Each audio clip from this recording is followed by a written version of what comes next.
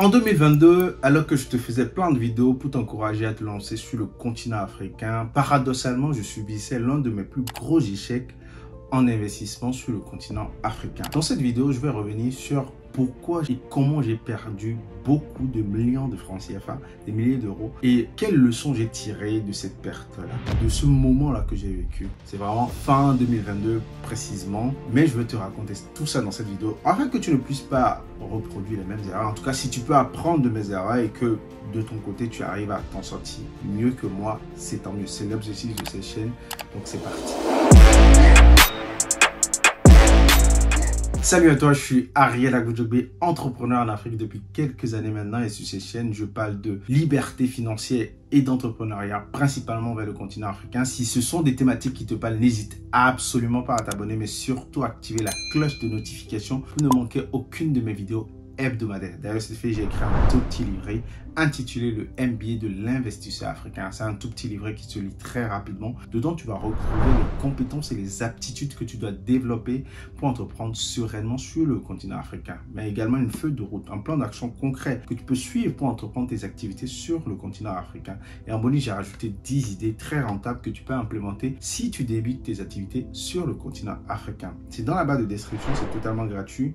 Tu cliques sur le lien et tu me dis à quelle adresse mail et je te l'envoie. Alors, si tu es nouveau sur cette chaîne, c'est important que je revienne et que je t'explique chronologiquement comment les choses se sont déroulées. Les anciens sur cette chaîne connaissent un peu ma philosophie sur l'Afrique, pourquoi j'y suis et ce que je fais. Et si tu es nouveau, je te réexplique un peu. Globalement, on va dire en gros, en fait, l'idée pour moi, c'est de devenir un des leaders sur le marché, un peu comme Sedima au Sénégal ou Coq d'Ivoire de la Côte d'Ivoire. Donc, si tu connais pas ces grosses marques là, je t'invite à aller vérifier, à aller voir ce qu'elles font. Elles font des excellentes choses sur le continent. Donc, c'est un peu ça. Et en fait, moi, je pars du Bénin parce que c'est mon pays d'origine et je sais qu'il y a un besoin en viande de volaille et en œufs de table. Donc, j'ai étudié le marché, j'ai commencé à pénétrer le marché et j'ai commencé à travailler sur le marché. Donc, ceci étant dit, comment ça se passe? C'est que fin 2020, début 2021, je vais me lancer dans ce projet-là, mais vraiment de façon rude. Je vais me dire, je vais aller à fond là-dedans parce que j'ai étudié le marché, j'ai fait vraiment un travail préalable. Donc, je vais me lancer, mais je suis pas quand même fou, je vais me lancer petitement. Donc, j'investis beaucoup dans la construction des bâtiments, j'installe quand même quelque chose de pérenne sur le long terme.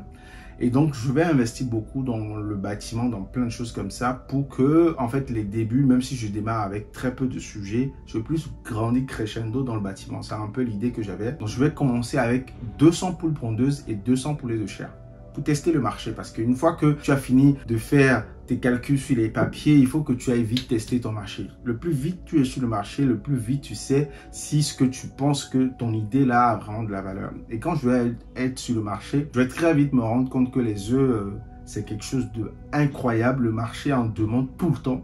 Limite, en fait, j'ai jamais sorti des œufs que je n'ai pas réussi à vendre. C'est-à-dire que dès que ça sort, ça se vend. Les poulets de chair, je peux passer quelques jours, essayer de relancer, même au niveau de paiement et tout. Mais les œufs de table, c'est incroyable. Mais ça reste les sujets qui ont le plus de risques. Donc, les œufs de table, je me dis, je vais me concentrer un peu plus dedans et développer petit à petit les poulets de chair.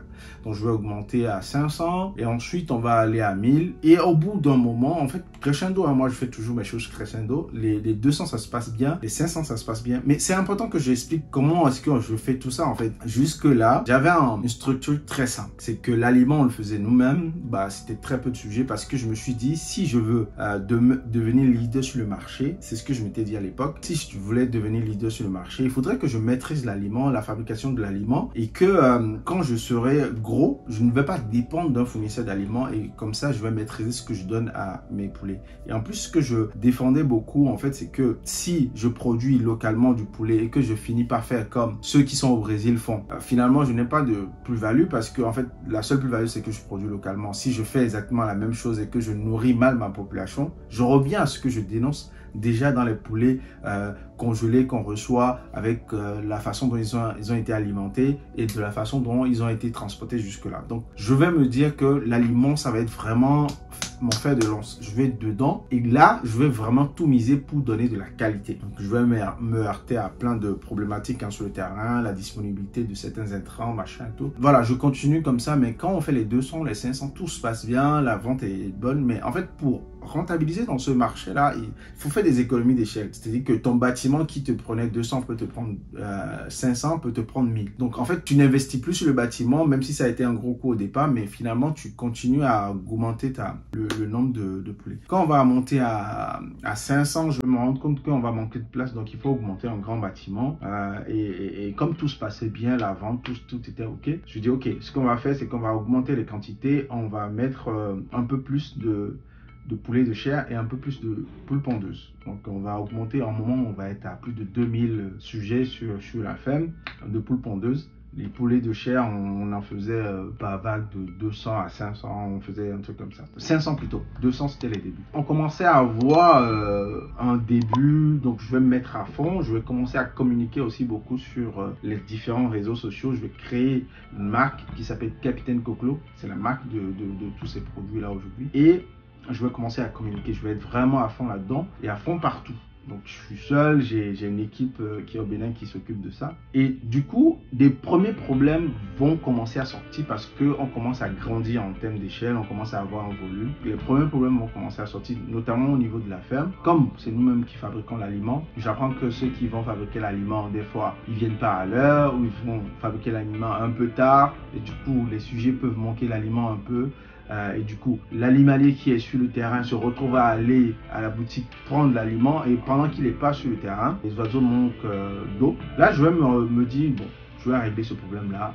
Au fait, j'ai envie de fabriquer l'aliment, mais pas à ce prix-là. Pas au prix de peut-être des aliments que j'en ai beaucoup. Et si l'animalier doit tout le temps aller chercher l'aliment qu'on a préparé, ça, je ne peux pas gérer ça. Et je ne peux pas recruter encore quelqu'un en plus. Pourquoi? Parce que je vais augmenter la charge tout de suite juste pour un déplacement. Je peux régler ce problème. Et en fait, là, je vais me dire que je vais prendre un fournisseur externe qui va venir me fournir l'aliment. Quand le fournisseur commence à me fournir l'aliment, je me dis, bon, ça, c'est réglé. Donc, le fournisseur a ses dates. Je suis directement en contact avec lui. Ça, c'est réglé. Il donne l'aliment et les poules vont se nourrir, produire les œufs. Alors, au début, ça se passait bien, mais ensuite, je commence à recevoir quelques retours. Ah, l'aliment c'est pas très bon, il y a une chute de ponte, même les grossistes commençaient à se plaindre. Ils commençaient à me dire, l'œuf que tu as mis aujourd'hui, que vous me donnez maintenant, le jaune il est pas pur, il est pas comme l'autre. Mais moi quand je voyais l'œuf, je me dis, mais le jaune il est bon, il n'y a pas de souci, en fait il n'y a pas de colorant comme les autres aliments et tout. Et donc du coup en fait il va se poser ce petit problème là entre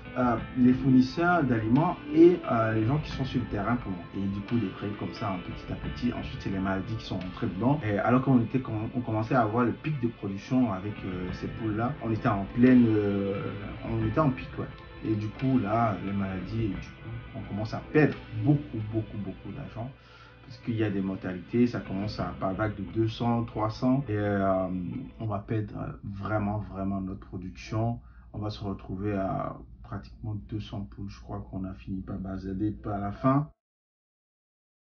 Pour ceux qui ne connaissent pas ce milieu-là, il faut savoir qu'on vous dit environ, en général, environ, pour maintenir une poule jusqu'à sa ponte, c'est 6 mois. Et elle va pondre pendant plusieurs mois à la suite. Jusqu'à les 6 mois, on dit en moyenne, on dépense entre 5 et 6 000 francs CFA par poule. Donc imaginez la perte derrière si vous faites le calcul. La perte qu'il y a des sèches. Sans parler des salaires de l'animalier, des déplacements, du transport. Sans parler de tout cela. Sans parler des mois qui se sont suivis, hein, en fait. Parce que j'ai dit 6 mois, mais on a fait plus que 6 mois parce qu'on était on a fait peut-être 7 ou 8 mois déjà, à peu près, avec les poules. Donc, on avait déjà dépensé énormément d'argent. On était dans la phase où on commençait à pouvoir récupérer notre investissement et ensuite avoir le gain.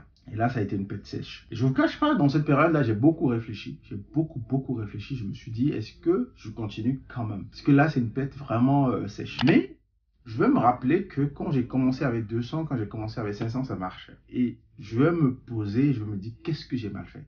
À quel niveau j'ai mal fait les choses? Et c'est ce que je vais vous expliquer dans cette vidéo. Et je me suis posé pendant des jours, des mois même, à réfléchir à comment je ferais cette vidéo pour vous expliquer. Mais avant de faire cette vidéo, j'aurais pu faire cette vidéo à cette époque pour dire, ah les gars, il y a tel problème. Mais je n'étais pas encore conscient, je n'avais pas pris assez de recul. J'étais même dans la colère en vrai, tous ceux qui géraient le site, le fournisseur, tout le monde. Donc j'étais vraiment en colère parce que j'avais perdu trop d'argent dans mes investissements, donc je devais prendre beaucoup de recul pour dire, qu'est-ce que toi, Ariel, t'as mal fait? Qu'est-ce que toi, en tant que manager, en tant que propriétaire de ce business, tu as mal fait. Et c'est ça que j'avais besoin de comprendre. Et quand j'ai compris ça, je me dis, ah tiens, je peux faire une vidéo pour expliquer concrètement ce que j'ai mal fait. Et si ça peut te servir, c'est bingo. Alors, j'ai remarqué qu'il y avait à plusieurs niveaux, j'ai fauté. Pourquoi? Le premier, il va beaucoup vous surprendre, c'est que j'ai investi en ayant beaucoup d'argent avec moi. Et c'est quelque chose que beaucoup de gens ne comprennent pas, mais que ceux qui l'ont vécu savent. Quand vous avez beaucoup d'argent, enfin, beaucoup d'argent, c'est relatif en fait. Disons que pour le business, si j'avais besoin de 10 000 euros pour faire le business, j'avais 15 000 euros à ma possession. Ce sont des exemples, c'est pas les vrais chiffres. Faites les calculs, vous verrez les vrais chiffres, normalement. Pour ceux qui sont dans le métier, ils ont une idée des vrais chiffres. Disons que j'avais besoin de 10 000 euros pour mon business, mais j'avais 15 000 euros. À partir du moment où vous avez un peu plus d'argent que ce qu'il vous faut pour faire votre business, quand une problématique se pose, la première solution qui s'offre à vous, en tout cas l'idée générale que vous avez ou quelqu'un vous propose une solution, vous dépensez dedans directement. Quand moi mes poules avaient des problématiques et on m'a dit que oui, il fallait payer des médicaments, il fallait payer, je les achetais. Pourtant en fait quand vous n'avez pas d'argent, quand une problématique se pose à vous, vous réfléchissez à la façon de faire la moins chère possible ou trouver des solutions pour vous sortir de là. Vous allez prendre des décisions quand vous n'avez pas d'argent sur votre business qui sont beaucoup plus réfléchies que quand vous avez beaucoup d'argent à votre disposition. C'est vraiment un truc que j'ai discuté avec plusieurs entrepreneurs et c'est vrai. C'est comme si, disons que vous avez un produit qui est sur le marché. Et tant que vous avez de l'argent pour faire de la publicité de ce produit-là, pour que ça marche, vous allez mettre beaucoup d'argent pour faire de la publicité, pourtant ça ne marche pas. Si vous n'avez pas l'argent pour faire la publicité, vous allez vous dire, au bout de quelques publicités, si ça ne marche pas, est-ce que c'est le produit qu'il faut que je revoie? Est-ce qu'il y a des commentaires? En fait, la réflexion est beaucoup plus profonde quand vous avez du stock d'argent en disponible. Donc ça a été ma première erreur. En fait, j'ai pas pris de recul sur plusieurs choses parce que j'avais de la liquidité et que je pouvais répondre très rapidement. Donc en fait, quand on est dans cette phase-là, il faut beaucoup réfléchir. Donc ceux qui ont de la liquidité aujourd'hui, si vous voulez investir, ne vous dites pas que j'ai de l'argent, dites-vous que en fait, l'argent que j'ai prévu pour mon projet, c'est ça. Le reste, il n'est pas prévu pour le projet, il n'est pas prévu pour les coups durs, il est prévu pour rien. Quand quelque chose arrive, vous réfléchissez vraiment profondément avant de mettre quoi que ce soit comme ça dedans. Donc c'est très important ce que je vous dis là, très important. Des fois vous allez écouter ça, vous allez agir comme vous voulez, mais après vous allez comprendre beaucoup plus profondément ce que je dis là. S'il y a des entrepreneurs qui suivent cette vidéo, dites-le dans les commentaires si vous avez compris le principe qu'il y a derrière ce que je veux dire. La deuxième erreur que j'ai faite, c'est que j'ai directement confié le gros lot à un fournisseur alors que jusque là j'étais en train de travailler par moi-même, c'est-à-dire que c'était nous-mêmes qui fabriquons l'aliment et tout, et là directement quand on est allé sur un gros lot, soit parce qu'on n'avait pas assez confiance en nous, soit parce que la problématique que je vous ai expliqué, il commençait à avoir des écarts pour les heures du manger des oiseaux. Mais le fait est que j'ai commencé à changer de fournisseur et j'ai pris un seul fournisseur alors que j'étais sur un gros lot. En fait, ce qu'il fallait faire, c'est que quand j'étais sur les petits lots, j'aurais dû tester plusieurs fournisseurs s'il fallait et ensuite choisir un gros fournisseur, le fournisseur le meilleur pour moi sur ce gros lot-là. Pas au moment où je suis sur un gros lot, je prends quelqu'un comme ça. Même s'il y avait plusieurs fournisseurs sur le marché que j'ai vérifié et testé. Le problème avec les oiseaux, c'est qu'on ne change pas l'alimentation comme ça. Vous ne pouvez pas changer comme ça. Ça se fait progressivement, doucement. Et du coup, en fait, ça a été une vraie erreur du coup de management de ma part. Pourquoi? Parce que cette décision que j'ai prise, je l'ai prise vraiment sur l'émotion. Je n'ai pas vraiment réfléchi à l'impact qu'il y avait derrière en changeant de fournisseur de cette façon. Ça a été vraiment une grosse erreur. Aujourd'hui, je fais des choses vraiment différemment. J'ai testé beaucoup de fournisseurs, je commence à tester sur des petites quantités. Je suis prêt à perdre de l'argent, mais en fait, j'ai commencé à trouver un fournisseur qui me paraît excellent pour mes sujets. Et en fait, je l'ai testé sur les différents oiseaux, que sur les chairs et sur les pondeuses. Et du coup, là, je suis en train de me dire, ok, je vais augmenter crescendo avec lui. Et au fur et à mesure, on va augmenter crescendo et on va aller sur les grosses quantités. Pas au moment où j'arrive sur la grosse quantité, je commence à changer ma méthode et prendre un gros fournisseur parce que c'est un gros fournisseur et je me dis qu'il va assurer. En fait, j'ai fait totalement confiance à ce fournisseur-là. Donc ça a été vraiment une erreur de management que j'ai faite sur mon site. La troisième erreur, c'est que je n'ai pas assez écouté mes clients. Pendant que mes clients étaient en train de me chanter que mes œufs, ça commençait, le jaune n'était pas très jaune, moi, je me dit, je servais comme argument, en fait, moi, je mets pas de colorant dans mes œufs, donc je ne veux pas faire mourir la population. Donc, c'est tout ce que je leur chantais. Pendant que le client se plaint, toi, tu essaies de le convaincre avec ta méthode et tout, de lui faire une éducation sur comment les œufs doivent être, comment la population doit être prise, sauf que c'est le marché qui a raison. Donc, j'ai des clients qui ont commencé à prendre très peu chez moi et d'autres chez d'autres concurrents. Et en fait, je me suis pas assez questionné sur ce sujet-là. J'aurais dû écouter mes clients et dire, ok, vous voulez quel type d'œuf? Ok, comment faire pour avoir l'œuf en étant toujours bio? C'est la façon dont je devais réfléchir avec mes clients. Pas dire, je vais essayer de vous convaincre d'accepter ce que je vous envoie sur le marché. Non, ils ont l'habitude d'avoir quelque chose sur le marché. Moi, je vous propose quelque chose de très différent. Je dois leur dire, ok, comment je fais pour répondre à votre besoin? Votre problème, c'est le jaune. Il doit être jaune comme vous le voulez. En fait, il dit jaune, mais c'est pas très jaune, hein. C'est plus orange que jaune. Ils préfèrent ça comme ça parce que l'utilisateur lambda, tout ce qu'ils ont sur le marché, c'est très orange, mais c'est des colorants en vrai. Mais du coup, en fait, ça a été aussi une erreur de management de vouloir convaincre mes clients parce que j'avais la forte conviction qu'il fallait changer cette façon de consommer les œufs parce que plus tard, c'est des choses qui développent des cancers, plein de sujets. J'aurais dû réfléchir autrement sur ce sujet-là aussi. Ça, c'était une erreur. Il faut beaucoup plus écouter tes clients que de vouloir chercher à les convaincre avec ton produit. Tu les écoutes et en fait, toi, tu fais un retour sur ton produit pour pouvoir les satisfaire. C'est le plus important parce que c'est le marché qui a raison, encore une fois. Erreur que j'ai faite aussi, c'était dans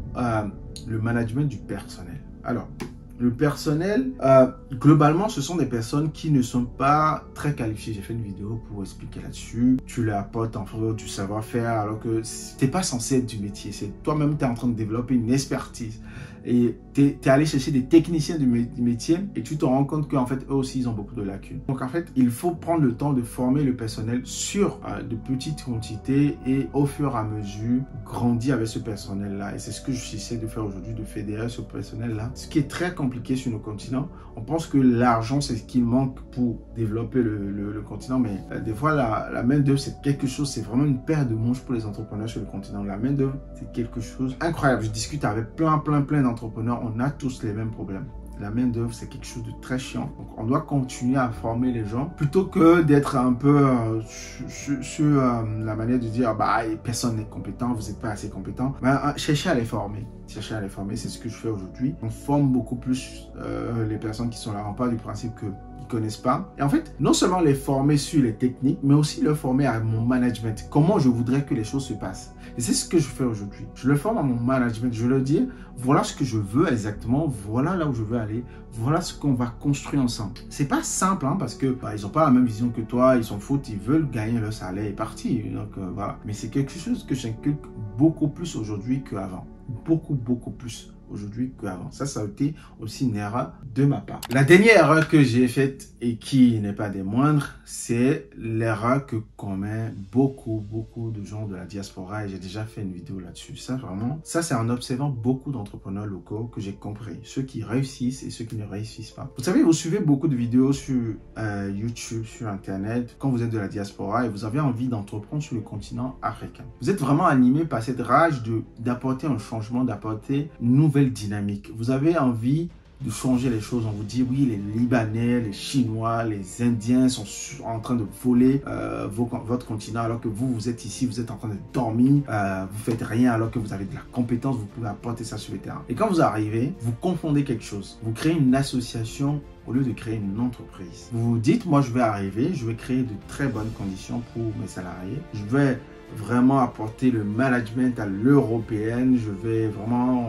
on va être à, tu me tutoies, tu me dis ce que tu penses.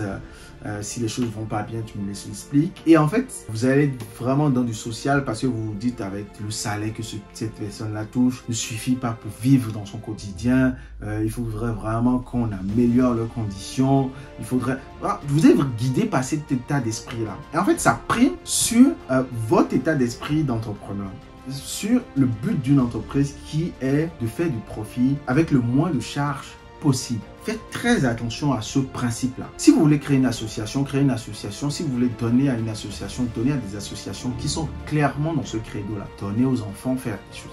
Si vous voulez créer une entreprise, créez une entreprise pour faire du profit. Une entreprise, c'est moins de charges, plus de bénéfices. C'est très important de comprendre ça parce que mélanger l'état d'esprit de je viens aider l'Afrique et de je veux faire une entreprise pour créer du profit est très dangereux. Très dangereux parce qu'en fait, finalement, si votre entreprise n'est pas profitable, vous n'allez rien apporter à l'Afrique. Vous allez repartir en Europe, là où vous étiez, continuer votre vie normalement. Vous n'allez rien apporter. Ce que vous pouvez apporter au continent, c'est quand vous allez réussir votre entrepreneuriat. Et ça doit être vraiment votre credo premier. Réussir le business que je suis en train de lancer. C'est la première chose. Ensuite, vous allez aider les gens. Vous avez d'abord réussi votre business. Ensuite, vous aiderez les gens. Donc, moi, je suis parti de l'a priori où il faut changer les choses, il faut faire plein de choses. Donc, tu mets en place des primes, des machins. Ça ne marche pas. Les entrepreneurs locaux, vous pensez qu'ils n'apportent pas plus que vous, qui êtes de la diaspora, qui expliquent que oui, il faut apporter de nouvelles façons de faire les choses. Vous pensez qu'eux, ils sont là localement, ils emploient des gens, ils payent des salaires, ils permettent à des familles de vivre. Vous allez leur donner quelle leçon en vrai? Parce que vous n'êtes même pas sur le continent, vous expliquez aux gens, oui, vous savez, vous devez améliorer les conditions. Oui, on sait tout ce qu'il faut améliorer les conditions des gens. On sait tout ce qu'il faut augmenter les salaires. Mais si le SMIC d'un pays est à 30 000, pourquoi toi tu vas aller donner 100 000 parce que tu viens d'Europe, machin et tout? Non. C'est comme si un Américain venait en France et que le SMIC était à 1500 et que lui commençait à dire, bon non, moi, tous mes employés qui sont au SMIC, je les mets à 3 000 euros. C'est un non-sens. C'est un non-sens économique. C'est un non-sens pour une entreprise. Et en fait, tant que vous ne comprenez pas ça, vous allez toujours vouloir créer une entreprise, mais chaque fois vous avez une association. Dès que les gens viennent avec leurs problèmes de famille, vous allez comprendre, oui, je comprends, parce que vous avez l'a priori que cette personne vit mal, cette personne n'est pas dans de bonnes conditions et son pays est vraiment mal. C'est une réalité, hein, mais votre business ne va pas fonctionner. Donc en fait, ça, il faut dissocier ce genre d'éléments-là. C'est très, très important. Donc voilà globalement les erreurs que j'ai commises cette année-là et les pièges dans lesquels je suis tombé cette année-là. Donc je suis revenu sur l'essentiel des choses. Donc j'ai commis d'autres petites erreurs par-ci et par-là, mais ça c'est normal. Ça, ce sont des choses que je peux même pas vous éviter parce que vous allez les commettre de toute façon, à votre façon. Mais en fait, globalement, au niveau du management, ça c'est ce que je retiens, que j'ai commis comme erreur. Les autres, je pouvais pas vraiment les éviter. Du moment où je suis à distance et que je fais mon business au Bénin, où je me déplace beaucoup quand même, beaucoup, parce que ça, on le dit pas assez. Ceux qui ont du business sur le continent, on a beau dire, tu peux investir à distance, tu te déplaces énormément quand même. Énormément, donc j'y vais très souvent. Donc voilà, dites-moi ce que vous pensez de cette vidéo. Est-ce que je devrais faire davantage de vidéos dans ce sens-là? Dites-moi dans les commentaires. Et j'espère en fait, dans cette vidéo, vous comprenez globalement quelles sont les erreurs qui amènent à des pertes financières. Derrière, quand j'expliquais un peu mes péripéties, on pourrait s'attarder sur oui, l'aliment n'était pas bon, oui, c'est le fournisseur qui n'était pas bon, ah, ce sont les alimentiers qui n'étaient pas très bons, ah oui, les grossistes n'ont rien compris. On pourrait s'attarder sur ces éléments-là. Mais en fait, il faut pousser la conversation beaucoup plus loin. Il faut pousser la réflexion beaucoup plus loin et comprendre quelles sont les erreurs du management qui m'ont conduit à ce résultat final-là. Pourquoi est-ce que finalement mon fournisseur que j'ai choisi à ce moment n'a pas été bon pour mes produits? Pourquoi est-ce que mon alimentier s'est retrouvé à aller chercher des aliments le soir? Pourquoi tous ces éléments-là? En fait, quand on prend ça, c'est directement imputé à ma personne parce que ce sont des décisions que j'ai prises à un moment donné qui ont l'idée de la chose. C'est moi le leader sur le sujet. Donc, c'est moi qui dis quand fait quoi. Donc, si ma décision qui est prise amène à un résultat d'échec, c'est le résultat de mon lead quelque part. Donc moi j'ai fait vraiment ce retour-là pour expliquer aux différents entrepreneurs qui sont sur le continent, ou même pas, ou ceux qui veulent entreprendre, que si vous voulez vous lancer, si vous avez beaucoup d'argent, faites attention à ça. Si vous avez plusieurs fournisseurs, il faut les tester à petite échelle. En fait, ce que les gens ont peur, les gens ont peur de perdre beaucoup d'argent et du coup ils se disent ouais, je vais trouver quelqu'un, je vais faire ci, je vais faire ça. Lancez-vous très vite. N'attendez pas parce que j'ai dit des erreurs comme ça là pour vous lancer. À petite échelle, très vite, et commettez vos petites erreurs. Testez plusieurs fournisseurs, vous allez trouver de bons fournisseurs. Il y a des gens qui travaillent très très bien dans le pays, il y a des entreprises qui travaillent de façon carrée sur le pays. Donc vous allez en trouver et au fur et à mesure, vous allez vraiment bâtir votre entreprise petit à petit. Merci d'avoir suivi cette vidéo jusqu'au bout et à la prochaine vidéo. Ciao, ciao.